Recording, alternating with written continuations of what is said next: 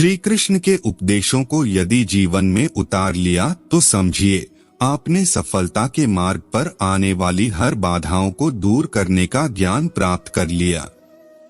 इसलिए कृष्ण के ये उपदेश सफलता की कुंजी कहलाते हैं। श्रीमद् भगवत गीता में जीवन का सार है, साथ ही इसमें सफलता प्राप्त करने के कई राज छिपे हैं। महाभारत के युद्ध में भगवान श्री कृष्ण ने अर्जुन को गीता के उपदेश सुनाए थे, जिससे पांडव कौरवों की सेना को पराजित करने में सफल हुए। गीता में श्री कृष्ण द्वारा दिए इन उपदेशों में सफलता का मंत्र समाहित है। इन उपदेशों को जिसने जीवन में उतार लिया उसे सफलता हासिल करने से कोई नहीं रोक सकता। अर्जुन जब महाभारत युद्ध के समय असमंजस में थे तब श्री कृष्ण ने उन्हें कई उपदेश दिए। कृष्ण के इन्हीं उपदेशों को सफलता का मूल मंत्र कहा गया है, जिसे हर व्यक्ति को जरूर जानना चाहिए। गीता उपदेश में कृष्ण द्वारा बताए श्लोकों में एक में उन्होंने क्रोध पर नियंत्रण रखना बताया है। इसका कारण यह है कि जब कोई व्यक्ति क्रोध में होता है तो वह भ्रमित हो सकता है, क्योंकि क्रोध से भ्रम पैदा होता है। इस स्थिति में सही और गलत का भेद खत्म हो जाता है और केवल क्रोध ही शेष रहता है। साथ ही क्रोध से बुद्धि भी व्यग्र हो जाती है और व्यक्ति के पतन की शुरुआत हो जाती है। वर्तमान समय में भी सफलता प्राप्त करने के लिए श्री कृष्ण के इस उपदेश को जीवन में उतारने की जरूरत है। आज लोग क्रोध में आकर नौकरी और रिश्तों से लेकर अपनी जिंदगी तक दांव पर लगा देते हैं। इसलिए जब भी क्रोध आए तो क्षण भर रुकर क्रोध से उत्पन्न होने वाले परिणामों के बारे जरूर विचार करना चाहिए। गीता में श्री कृष्ण अर्जुन से कहते हैं कि मोह को छोड़कर सत्य को जानने का प्रयास करें। मोह किसी काम का नहीं है। शरीर नश्वर है और एक दिन नष्ट हो जाएगा। इसलिए शरीर का मोह त्याग कर समाज और धर्म के लिए जो बेहतर हो उसे करने में कोताही न बरतें। आज के समय में भी व्यक्ति को ईश्वर और धर्म को जानने का प्रयास करना चाहिए।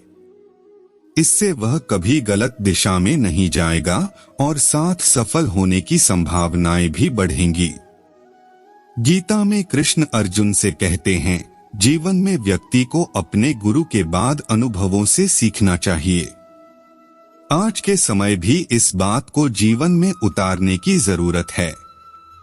आज लोग बड़े बुजुर्गों और माता पिता की राय को अक्सर जरूरी नहीं समझते हैं। आप जिस उम्र और पड़ाव पर हैं, आपके बुजुर्ग उन स्थितियों का सालों पहले सामना कर चुके हैं। इसलिए उनके अनुभवों से सीख लेकर आगे बढ़े। इससे आप लक्ष्य के मार्ग में आने वाली बाधाओं से अवगत रहेंगे और उनका समाधान कर लक्ष्य तक सुगमता से पहुंच सकेंगे।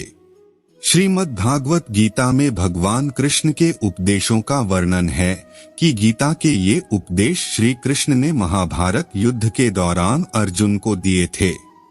गीता में दिए उपदेश आज भी उतने ही प्रासंगिक हैं और मनुष्य को जीवन जीने की सही राह दिखाते हैं। गीता की बातों को जीवन में अपनाने से व्यक्ति को खूब तरक्की मिलती है। गीता एकमात्र ऐसा ग्रंथ है जो मानव को जीने का ढंग सिखाता है। गीता में श्री कृष्ण कहते हैं कि झूठ, धोखा और बहाने आपको कुछ पल की खुशी देंगे, लेकिन इसकी कीमत आपको भविष्य में चुकानी पड़ेगी। इसलिए हर किसी को जीवन में इन 3 चीजों से बचना चाहिए। श्रीमद् भागवत गीता में लिखा है कि सुख के समय मनुष्य को कभी भी अहंकार नहीं करना चाहिए और दुख के समय कभी भी भगवान का साथ नहीं छोड़ना चाहिए। भक्ति और भाव में बहने वाले आंसू इस बात का प्रतीक हैं कि भगवान ने आपको छुआ है। कोई व्यक्ति कितना भी मजबूत क्यों ना हो, लेकिन अंदर से वो कितना कमजोर है, यह बात श्री कृष्ण ही जानते हैं। ईश्वर जब किसी पर कृपा बरसाता है तो उसे मनुष्य योनि देता है। मनुष्य योनि अनमोल है क्योंकि इसी रूप में मोक्ष की प्राप्ति संभव है। जीवन के ये 3 मंत्र हर किसी को याद रखने चाहिए। आनंद में कभी किसी को वचन नहीं देना चाहिए, क्रोध में कभी किसी को उत्तर नहीं देना चाहिए और दुख में कभी कोई महत्वपूर्ण निर्णय नहीं लेना चाहिए। गीता में लिखा है कि जीवन में कई बार हम बड़ी बड़ी परेशानियों से यूं निकल जाते हैं मानो कोई साथ दे रहा हो। इसी अदृश्य शक्ति का नाम परमात्मा है। गीता में लिखा है कि मनुष्य के लिए बुरी संगत उस कोयले के समान है जो गर्म हो तो हाथ जला देता है और ठंडा हो तो हाथ काले कर देता है। श्री कृष्ण कहते हैं कि जब तक तुम डरते रहोगे, तुम्हारे जीवन के फैसले दूसरे लोग लेते रहेंगे। इसलिए अपने डर पर काबू पाकर निडरता पूर्वक आगे बढ़े। दूसरों से मिला प्रेम याद हो या ना हो, लेकिन अपनों से मिला धोखा इंसान कभी नहीं भूलता है। इसलिए अपनों के साथ कुछ भी ऐसा करते समय कई बार सोच लेना चाहिए। गीता में लिखा है कि व्यक्ति को कभी भी अपने कर्मों पर संदेह नहीं करना चाहिए। ऐसा करने से व्यक्ति खुद का सर्वनाश कर बैठता है। सफलता प्राप्त करना चाहते हैं तो जो भी कार्य करें उसे पूरे विश्वास के साथ बिना किसी संदेह के पूरा करें, तभी आप सफलता के पथ पर आगे बढ़ेंगे। गीता में श्री कृष्ण कहते हैं कि किसी भी कार्य में सफलता प्राप्त करने के लिए मन पर नियंत्रण रखना बहुत जरूरी है। काम करते वक्त अपने मन को हमेशा शांत और स्थिर रखना चाहिए। क्रोध बुद्धि का नाश करता है और इसकी वजह से बने बनाए काम भी बिगड़ जाते हैं। इसलिए मन को शांत रखने का प्रयास करें। श्री कृष्ण के अनुसार जो कुछ भी तुमसे छीना जा सकता है, समझना तुम्हारा वो है ही नहीं। कर्म करना आपका कर्तव्य है, परिणामों की परवाह मत करें। आप आपके कर्म अपने कर्तव्य को नियंत्रण कर सकते हैं, पर परिणामों पर आपका कोई भी नियंत्रण नहीं है। काम का फल आपका मकसद नहीं होना चाहिए और आपको कभी भी निष्क्रिय नहीं होना चाहिए। हमारे अधिकांश फैसले तब प्रभावित होते हैं जब हम उनके परिणामों के बारे में ज्यादा सोचने लगते हैं। यदि सिर्फ आप पुरस्कार के बारे में सोचते रहेंगे तो कर्म कैसे कर पाएंगे। इसलिए केवल कर्म करें। जो व्यक्ति परिणामों की चिंता नहीं करता वो कभी भी हार नहीं सकता। परिवर्तन संसार का नियम है, उसके लिए तैयार रहें। परिवर्तन ही जिंदगी का सार है, चाहे वह जिंदगी हो या कुछ और हो, परिवर्तन के लिए हमेशा तैयार रहना चाहिए। यदि आप इसके लिए तैयार नहीं होते तो आप कभी भी आगे नहीं बढ़ सकते।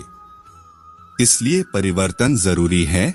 अपने दिमाग को विचारशील बनाइए और मार्ग में आने वाली मुसीबतों का सामना कीजिए। हमें यह जानना जरूरी है कि राहें कहाँ तक जाएंगी और कहाँ तक ले जाना है। इसलिए हमेशा विचारशील बनकर रहिए।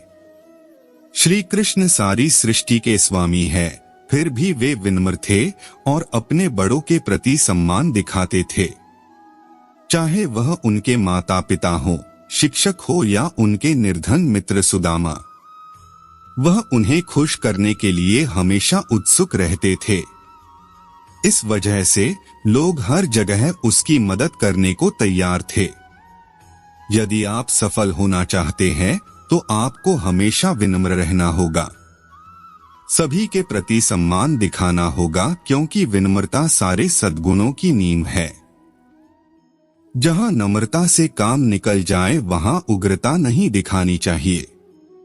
पूर्ण मनुष्य वही है जो पूर्ण होने पर और बड़ा होने पर भी नम्र रहता हो और सेवा में निमग्न रहता हो। भगवान श्री कृष्ण कहते हैं कि यदि आप लक्ष्य को प्राप्त करने में विफल रहते हैं तो अपनी रणनीति बदलें, लक्ष्य नहीं। इस जीवन में न कुछ खोता है न व्यर्थ होता है। जो इस लोक में अपने काम की सफलता की कामना रखते हैं वे देवताओं की प्रार्थना करें। श्री कृष्ण कहते हैं कि खुशी मन की एक अवस्था है जो बाहरी दुनिया से नहीं मिल सकती है। जो इंसान इच्छाओं में कमी करता है वह खुश रहने की एक ही कुंजी है। क्रोध से भ्रम पैदा होता है, भ्रम से बुद्धि व्यग्र होती है। जब बुद्धि व्यग्र होती है तब तर्क नष्ट हो जाता है। जब तर्क नष्ट होता है तब व्यक्ति का पतन हो जाता है। वह जो सभी इच्छाएं त्याग देता है और मैं और मेरा की लालसा और भावना से मुक्त हो जाता है, उसे शांति प्राप्त होती है। मनुष्य अपने विश्वास से निर्मित होता है। जैसा वो विश्वास करता है वैसा वो बन जाता है। व्यक्ति जो चाहे बन सकता है यदि वह विश्वास के साथ इच्छित वस्तु पर लगातार चिंतन करे। हर व्यक्ति का विश्वास उसकी प्रकृति के अनुसार होता है। जो मन को नियंत्रित नहीं करते उनके लिए वह शत्रु के समान कार्य करता है। मन की गतिविधियों, होश, श्वास और भावनाओं के माध्यम से भगवान की शक्ति सदा तुम्हारे साथ है। वो लगातार तुम्हें बस एक साधन की तरह प्रयोग करके सभी कार्य कर रही है। मन अशांत है और उसे नियंत्रित करना कठिन है, लेकिन अभ्यास से इसे वश में किया जा सकता है।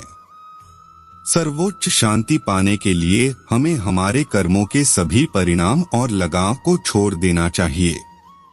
केवल मन ही किसी का मित्र और शत्रु होता है। उससे मत डरो जो वास्तविक नहीं है, ना कभी था ना कभी होगा। जो वास्तविक है वो हमेशा था और उसे कभी नष्ट नहीं किया जा सकता। प्रबुद्ध व्यक्ति के लिए गंदगी का ढेर, पत्थर और सोना सभी समान हैं। सदैव संदेह करने वाले व्यक्ति के लिए प्रसन्नता न इस लोक में है, न ही कहीं और होगी। आत्मज्ञान की तलवार से काटकर अपने हृदय से अज्ञान के संदेह को अलग कर दो। अनुशासित रहो, उठो। संदेह, संशय, दुविधा या द्वंद्व में जीने वाले लोग ना तो इस लोक में सुख पाते हैं और न ही परलोक में। उनका जीवन निर्णयहीन, दिशाहीन और भटकाव से भरा रहता है। जन्म लेने वाले के लिए मृत्यु उतनी ही निश्चित है जितनी कि मृत होने वाले के लिए जन्म लेना। इसलिए जो अपरिहार्य अर्थात जो अपना ही नहीं है उस पर शोक मत करो।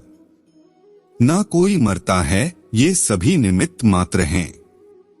सभी प्राणी जन्म से पहले बिना शरीर के थे, मरने के बाद वो बिना शरीर वाले हो जाएंगे।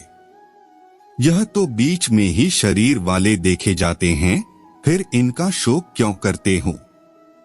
यह आत्मा किसी काल में भी ना जन्म लेती है और ना मरती है, क्योंकि यह अजन्मी, नित्य, शाश्वत और पुरातन है। शरीर के नाश होने पर भी यह नष्ट नहीं होती है। कभी ऐसा समय नहीं था जब मैं, तुम या ये राजा महाराजा अस्तित्व में नहीं थे, ना ही भविष्य में कभी ऐसा होगा कि हमारा अस्तित्व समाप्त हो जाए। हे अर्जुन, हम दोनों ने कई जन्म लिए हैं, मुझे याद हैं, लेकिन तुम्हें नहीं। निस्संदेह कोई भी मनुष्य किसी भी काल में क्षण मात्र भी बिना कर्म किए नहीं रहता, क्योंकि सारा मनुष्य समुदाय प्रकृतिजनित गुणों द्वारा परवश हुआ कर्म करने के लिए बाध्य किया जाता है। अपने अनिवार्य कार्य करो, क्योंकि वास्तव में कार्य करना निष्क्रियता से बेहतर है। किसी और का काम पूर्णता से करने से कहीं अच्छा है कि अपना काम करें, भले ही उसे अपूर्णता से करना पड़े। बुद्धिमान व्यक्ति कामुक सुख में आनंद नहीं लेता। कर्मयोग वास्तव में एक परम रहस्य है। संपूर्ण ब्रह्मांड मेरे ही अंदर है। मेरी इच्छा से ही यह फिर से प्रकट होता है और अंत में मेरी इच्छा से ही इसका अंत हो जाता है। मेरे लिए न कोई घृणित है न प्रिय, किंतु जो व्यक्ति भक्ति के साथ मेरी पूजा करते हैं वो मेरे साथ हैं और मैं भी उनके साथ हूँ। बुरे कर्म करने वाले, सबसे नीच व्यक्ति जो राक्षसी प्रवृत्तियों से जुड़े हुए हैं और जिनकी बुद्धि माया ने हर ली है, वो मेरी पूजा या मुझे पाने का प्रयास नहीं करते। हे अर्जुन, कल्पों के अंत में सब भूत मेरी प्रकृति को प्राप्त होते हैं। अर्थात प्रकृति में लीन होते हैं और कल्पों के आदि में उनको मैं फिर रचता हूँ। मैं उन्हें ज्ञान देता हूँ जो सदा मुझसे जुड़े रहते हैं और जो मुझसे प्रेम करते हैं। मैं सभी प्राणियों को समान रूप से देखता हूँ, न कोई मुझे कम प्रिय है न अधिक। लेकिन जो मेरी प्रेम पूर्वक आराधना करते हैं वो मेरे भीतर रहते हैं और मैं उनके जीवन में आता हूँ। मेरी कृपा से कोई सभी कर्तव्यों का निर्वाह करते हुए भी बस मेरी शरण में आकर अनंत अविनाशी निवास को प्राप्त करता है। हे अर्जुन, केवल भाग्यशाली योद्धा ही ऐसा युद्ध लड़ने का अवसर पाते हैं जो स्वर्ग के द्वार के समान है। भगवान प्रत्येक वस्तु में है और सबके ऊपर भी। प्रबुद्ध व्यक्ति सिवाय ईश्वर के किसी और पर निर्भर नहीं करता। सभी काम छोड़कर बस भगवान में पूर्ण रूप से समर्पित हो जाओ। मैं तुम्हें सभी पापों से मुक्त कर दूंगा। जो कोई भी जिस किसी भी देवता की पूजा विश्वास के साथ करने की इच्छा रखता है, मैं उसका विश्वास उसी देवता में दृढ़ कर देता हूँ। हे अर्जुन, मैं भूत, वर्तमान और भविष्य के सभी प्राणियों को जानता हूँ, किंतु वास्तविकता में कोई मुझे नहीं जानता। ईश्वर एक अदृश्य एवं अकथनीय शक्ति है जिससे संसार की उत्पत्ति, पालन एवं लय होता है। हम आशा करते हैं हमारी यह वीडियो आपको पसंद आई होगी। हमारे YouTube चैनल इंस्पायर्ड ज्ञान को सब्सक्राइब, शेयर, लाइक अवश्य करें और हमारी यह वीडियो को अपने परिवार और दोस्तों को शेयर करके इस ज्ञान को और बांटें, क्योंकि ज्ञान बांटने से ही बढ़ता है। धन्यवाद। जय श्री राधे राधे।